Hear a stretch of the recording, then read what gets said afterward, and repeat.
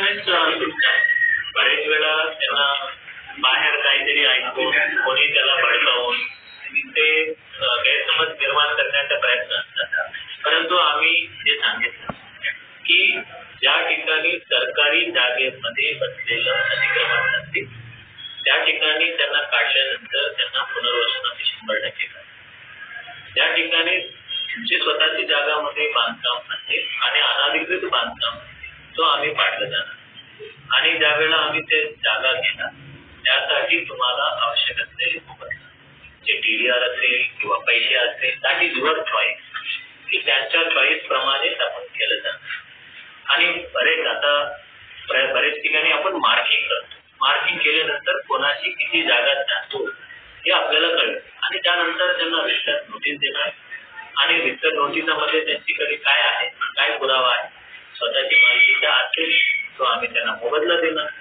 स्वतःची जागा नसेल मग त्याला सरकारी जागेवर असेल तो त्यांना पुनर्वसन करण्याचे निर्णय घेतला आणि त्या अनुषंगाने चिकलठाणाचे असेल हरसोळीचे असेल नक्षत्रवाडीचे असेल त्यांचे काही डाऊट्स असतात. ते डाऊट्स बाहेर कोणीतरी काहीतरी ऐकून येतात परंतु ज्या वेळेला आमच्या समोर बसतो अक्रॉस दी टेबल बसतो त्यांना आम्ही सामंजस्याने समस्या सोडवतो. विशेष करून हरसोळीचे असेल त्यांची म्हणजे त्या ठिकाणची मंदिर आहे त्यांना त्या जागेचं बदल्यात दुसरी जागा द्यावा. महानगरपालिकेने त्या ठिकाणी जागा शोधून त्यांना आम्ही सुचवलं त्यांना तो पटला. तसेच चिकलठाणामध्ये त्यांची मंदिराची जागा होती महादेवाची मंदिराची आहे विठ्ठल रुक्मिणीची मंदिराची आहे त्या ठिकाणी ती व्यवस्था केली. चिकलठाणामध्ये कब्रस्तान जाते त्या चिकलठाणामध्ये आम्ही सरकारी जागा घेऊन त्यांना जेवढी जागा जाते त्याचं 1.5 पट जागा त्यांना देतो.